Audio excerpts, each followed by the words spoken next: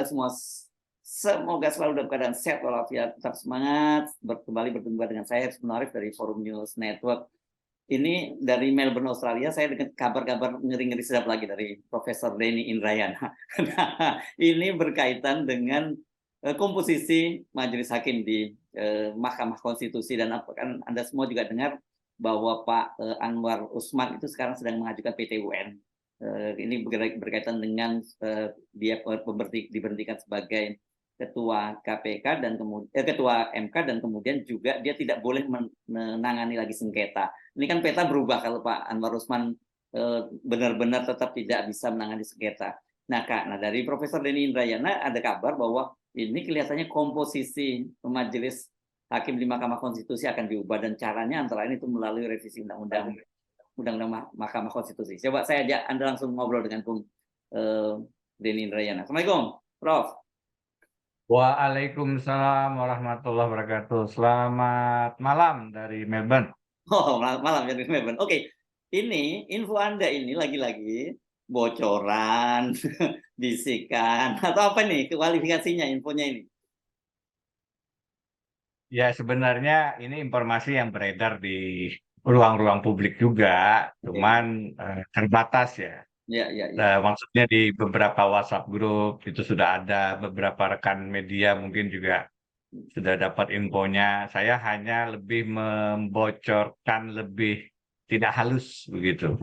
Kenapa? Karena lagi-lagi salah satu cara sayangnya untuk mengawal proses hukum, proses demokrasi, proses legislasi, proses adjudikasi di peradilan kita termasuk Mahkamah Konstitusi adalah membawa kontrol publik, pengawasan publik terhadap satu proses itu. Nah, ini kemarin yang sempat viral misalnya pada saat saya menyampaikan MK akan merubah sistem pemilu dari terbuka jadi tertutup, dan seterusnya. Nah, ini saya coba untuk lagi mengawal supaya tidak hukum diperalat lagi, dimanfaatkan lagi, yang sebenarnya adalah untuk strategi pemenangan kekuasaan dalam Pilpres 2024. Sejak akhir tahun lalu, saya sudah menyampaikan indikasi hukum hanya akan dimanfaatkan, diperalat, disalahgunakan untuk strategi pemenangan Pilpres 2024. Dan itu kelihatan. Makin ke sini, makin kelihatan. Kita melihat rangkaiannya, beberapa putusan MK, beberapa kasus kemudian yang menjegal lawan, merangkul kawan. Dan ini salah satu episode saja. Kalau yang paling menjadi perhatian publik kan sistem pemilu terbuka tertutup, kemudian putusan Paman Usman untuk Gibran merubah syarat umur pasangan calon presiden cawapres dan memungkinkan kemudian Gibran Raka Buming Raka menjadi pasangan calonnya Prabowo. Nah, ini episode kesekian dan sebenarnya bukan sekali ini saja syarat umur itu dijadikan pintu masuk. Setelah syarat umur capres cawapres, syarat umur hakim konstitusi itu juga dijadikan modus. Sebelumnya sebenarnya syarat umur pimpinan KPK. Jadi betul. syarat umur ini adalah titik rentan di mana politisasi atas regulasi itu dimungkinkan. Nah, modus lainnya selain merubah regulasi adalah melemahkan institusi. Jadi kalau kita lihat MK, kita lihat KPK sekarang, institusinya dilemahkan lewat merubah regulasi. Undang-Undang KPK tahun 2019 diubah. Kemudian Undang-Undang MK sekarang diubah dengan syarat umur. Itu pelemahan institusi. Pelemahan orangnya dimasukkan orang-orang yang problematik. Di KPK sekarang ternyata pemilihan terhadap Firly terbukti menjadikan KPK sebagai komisi pemerasan korupsi. Di Mahkamah Konstitusi, orang yang dirasa tidak sejalan dengan strategi itu sudah disingkirkan. Penggantian Hakim Aswanto ke Hakim Guntur Hamzah karena semua membacanya sebagai akibat dari posisi Hakim Aswanto yang nyebrang dari posisi sebenarnya dalam kelompok yang dianggap sejalan dengan kekuasaan, bergeser menjadi ikut menolak Undang-Undang Cipta Kerja, dan itu big no-no bagi Presiden Jokowi. Akhirnya dengan menabrak independensi kekuasaan kehakiman, dirubah, diganti dia dengan Hakim Guntur Hamzah. Nah, umur ini di undang-undang awal, undang hakim konstitusi, umurnya itu 40 tahun. Ya, tahun 2003. Kemudian tahun 2011, 8 tahun kemudian, dirubah paling rendah 47, paling tinggi 65 tahun. Itu tahun 2011, Undang-Undang 8. 2020 kemarin dengan Undang-Undang 7 dirubah menjadi paling rendah 55 tahun pada saat pengangkatan. Itu saja sebenarnya sudah berusaha untuk menggeser satu orang tuh waktu itu. Dibuat aturan peralihan khusus untuk Saldi Isra. Karena Oke. pada saat itu yang berumur di bawah 55 tahun itu cuma Saldi. Jadi ada satu pasal ketentuan peralihan, ini canggih betul dan agak sayang sebenarnya, dibuat bahwa yang belum berumur 55 tahun masih bisa menjabat. Itu yang menggunakan pasal peralihan itu hanya Saldi Isra. Ya, ya. Gitu. Itu tahun 2020. Tahun 2023 sejak beberapa waktu lalu sudah mulai ada inisiasi untuk menaikkan lagi syarat umur ini dari 60 dari 55 menjadi 60 tahun. Ya. Kenapa begitu? Karena ini komposisi hakimnya itu harus dipegang minimal 5 orang dari 9. Dan mereka berusaha minimal itu. Nah, sekarang hitung-hitungannya kan diupayakan supaya kalau bisa lebih. Pada saat sekarang kita melihat ada 2 hakim yang akan pensiun. Sebentar lagi Manahan. Itu akan diganti oleh hakim dari Mahkamah Agung. Nah, itu dari Mahkamah Agung kita tidak tahu prosesnya seperti apa. Dari DPR yang akan menggantikan Hakim Wahiduddin Adam. Menjelang masa pensiunnya di Januari tahun depan, 2024, Pak Wahiduddin ini termasuk yang berada dalam posisi sejalan sebenarnya dengan pemikiran-pemikiran demokrasi. Beberapa posisinya adalah menolak kemudian beberapa permohonan yang benturan kepentingan, dissenting opinion dalam perkara Gibran Taman Usman, kemudian akhirnya dipilih sebagai salah satu majelis MK-MK dengan ketuanya Prof. Jimli, karena beliau dianggap paling tidak punya resistensi, paling sedikit laporannya. Dan itu salah satunya disebabkan menjelang pensiunnya di tahun depan, Januari, beliau mengambil posisi yang ingin husnul khotimah, kira-kira begitu. Nah, penggantinya kan kita sama-sama tahu kemarin, Arsul Sani, ya kan? Yang kita tahu tentu preferensi beliau anggota partai politik dari P3, dan pada saat kemarin diseleksi di DPR ya tidak bermakan waktu lama, semua sepakat bahwa beliaulah pengganti Wahiduddin Adam. Nah, kelihatannya itu saja masih dirasa kurang cukup karena barangkali kalau sebelumnya Arsul Sani bisa dikelompokkan sebagai pendukung pemerintahan Presiden Jokowi, sekarang dengan perubahan konstelasi antara PDIP dengan Jokowi, nah ini posisi Pak Arsul Sani kan dirasa barangkali belum jelas ini kalau dilihat dari kepentingan politik komposisi hakim yang aman bagi Karena kepentingan dia P3 kekuasaan. ya, dan P3 sekarang berkoalisi dengan Karena PDIP. koalisinya kan dengan Ganjar Mahfud, Ya. PDIP dengan P3 dan partai-partai yang lain. Karena itu sebenarnya ini bukan agenda baru. Sebelumnya sudah ada, saya sempat sampaikan, sudah diinisiasi perubahan ini dan kelihatannya dirasa perlu dipercepat. Saya kemudian hari ini mendapatkan informasi lagi bahwa jika tidak ada perubahan, bukan hari Senin ini, informasinya itu hari Senin, akan ada persetujuan antara pemerintah, dalam hal ini Presiden Jokowi, dengan DPR terkait dengan perubahan undang-undang ini. Perubahannya Senin depan ya? Senin depan tanggal Senin depan ini. 27 ya? Informasi yang saya dapat mengatakan ini akan disetujui Senin depan. Nah, ini kan kalau benar kan betul-betul senyap ini operasinya. Dan tidak sempat kemudian mendapatkan atensi perhatian publik. Dan biasanya kalau senyap begitu, di ruang gelap begitu, kita wajib dan harus curiga. Dan itu masuk akal. Kenapa? Karena yang diubah lagi-lagi adalah batas minimal syarat umur. Dari 55 dinaikkan menjadi 60. Nah, memang yang kemudian belum 60 tahun itu adalah 3 orang. Dalam hal ini adalah, saya cek ya, Guntur Hamzah. Beliau itu kelahiran 8 Januari 65. Kemudian Saldi Isra, 20 Agustus 68. Daniel Yusmik itu 15 Desember 64. Jadi 3 orang ini belum berumur 60 tahun. Kalau syarat umurnya 60.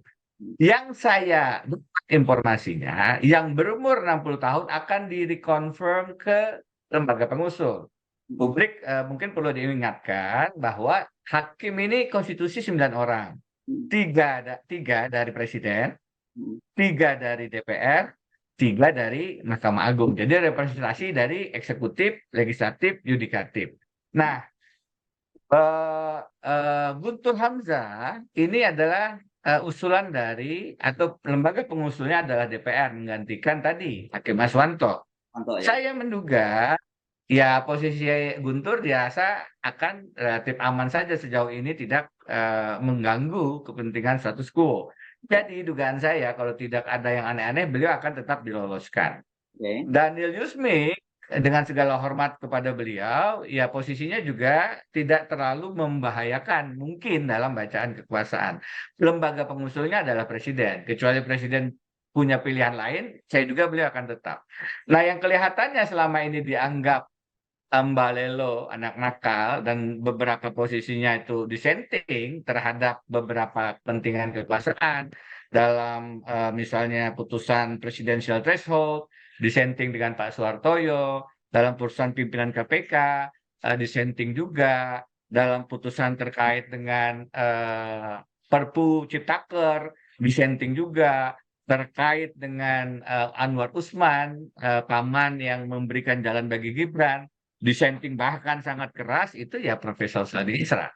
Nah, kalau memang ini adalah pintu masuk untuk mengocok ulang, saya kok menduga Prof. Saldi kali ini akan kesulitan untuk bertahan.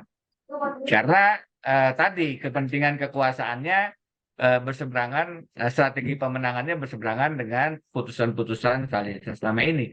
Saya menduga jika tidak ada perubahan konstelasi politik, sulit bagi Profesor Saldi Isra untuk bertahan. Maksudnya apa?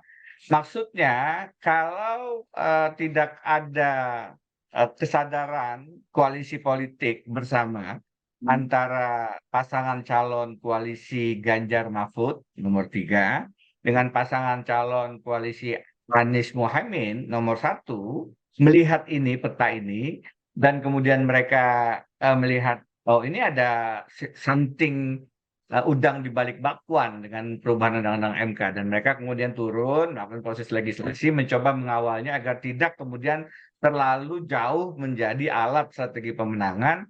Saya menduga ini masih bisa diselamatkan karena kalau tidak salah hitung kekuatan dua koalisi ini di DPR kan lebih dari 53%. Ya betul. Kalau koalisi partai Ganjar Mahfud dan koalisi partai Anies Mohaimin bergabung. Di sisi lain koalisi Prabowo Gibran kan sudah di bawah 50%. Nah, itu saja sebenarnya yang masih memungkinkan pertarungan perubahan undang-undang MK ini diatur tidak terlalu jauh merusak apa? Merusak prinsip kemerdekaan kekuasaan kehakiman. Karena kalau dibiarkan itu bukan hanya isu Saldi Isra yang yang dikepinggirkan, yang dihancurkan, yang ditendang dari MK, tetapi sebenarnya yang dirusak adalah bangunan prinsip independence of the judiciary yang dalam pasal 24 itu diatur kemerdekaan kekuasaan kehakiman. Itulah pilar utama lembaga semacam MK untuk tidak kemudian terseret ke dalam politik praktis, apalagi strategi pemenangan Pilpres 2020. Baik, jadi yang Anda dengar ini undang-undangnya diubah. Dan kalau undang-undang diubah itu kan harus ada kesepakatan antara DPR dengan pemerintah, begitu ya, Bung Denny ya. Dan seperti Anda sebut tadi, sekarang petanya berubah. Kalau dulu ya pemerintah mau apa aja pasti dituruti karena koalisi pemerintah pada waktu itu 81,9%, kan begitu. Sekarang dengan koalisi yang pemerintah lebih kecil dibandingkan oposisi dalam tanda petik karena di situ ada PDIP dan P3 kan begitu. Ini kemungkinan juga bisa ditolak. Tetapi kalau katakanlah sulit ditembus di DPR, mungkin tidak kemudian Presiden mengeluarkan Perpu. Saya sangat surprise kalau Presiden memaksakannya dengan Perpu ya. Karena bagaimanapun ini isu yang terlalu sulit untuk diangkat menjadi level kegentingan yang memaksa. Oke. Kalau kemarin Perpu Ciptaker saja itu sudah menghadirkan kelemahan-kelemahan argumentasi yang mendasar, karena kemudian terlambat juga DPR-nya memberikan persetujuan. Hal ini hanya syarat umur saja kok sampai keluar Perpu akan terlalu, maaf, saya menggunakan kata akan terlalu telanjang, setowelo-welo bahwa ini ada kepentingan pemilihan presiden, cawe-cawenya. Meskipun cawe-cawe Presiden Jokowi sih sudah tidak terlalu tertutup lagi ya. Ya. Dan menurut saya ini tanggung jawab utamanya ada pada Presiden Jokowi untuk tidak masuk terlalu jauh. Saya dengan segala hormat kepada Profesor Jimli Asyidiki, ada perbedaan sedikit tentang melihat bagaimana Pilpres 2020. Kalau posisi Pak Jimli kan setelah putusan MK, sudahlah, jangan disoal lagi. Kita menatap ke depan, ada 3 pasangan calon, jangan diatik-atik lagi masalah syarat umur dan lain-lain, sudah ditetapkan KPU, biarkan rakyat memilihnya, kan begitu.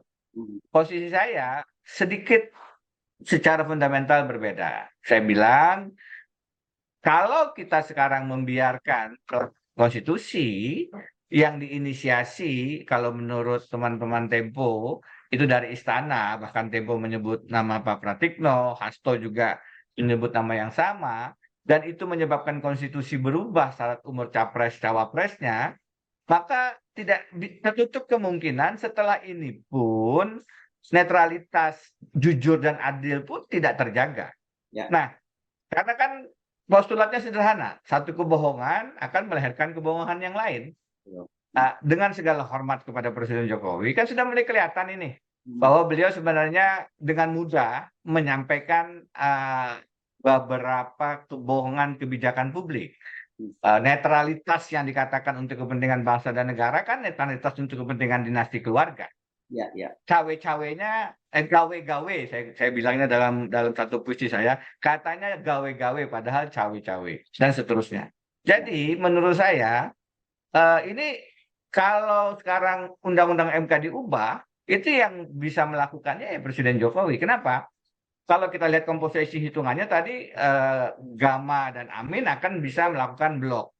Ya. Kalau Presiden Jokowi kemudian mengambil posisi-posisi pemerintahan, Nasdem, PKB, yang di Amin, yang di Gama P3, dengan berbagai cara yang beliau selama ini lakukan, politik sandera, politik penjara, dan lain-lain, itu menjadi terbuka kemungkinan lolos pula undang-undang ini.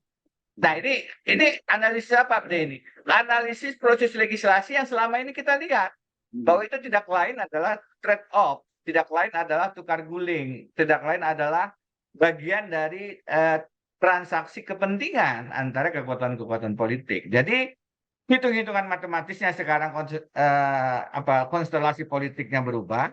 Tidak sebagaimana sebelumnya lebih dari 80% ada di Presiden Jokowi. Sekarang lebih dari 50% ada di dalam tanda kutip yang disebut Mas Yasu tadi oposisi. Tetapi Presiden Jokowi punya satu instrumen yang selama ini dilakukan. Politik sandera, politik penjara, perkara hukum, dan lain-lain. Yang itu bisa kemudian menggeser. Dan salah satu yang bisa digeser adalah hal-hal semacam ini.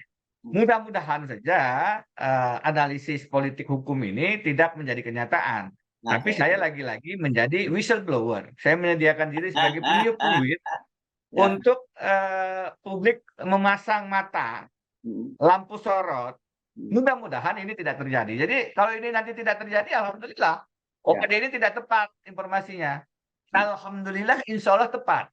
Tetapi kalau tidak terjadi bukan berarti ada kesalahan informasi. Tapi kemudian sasaran tembaknya bergeser karena tadi public control-nya lebih kuat, melakukan pengawasan sehingga kebijakan publik yang koruptif, misalnya dalam hal penggantian syarat umur hakim konstitusi ini, berhasil kita gagalkan.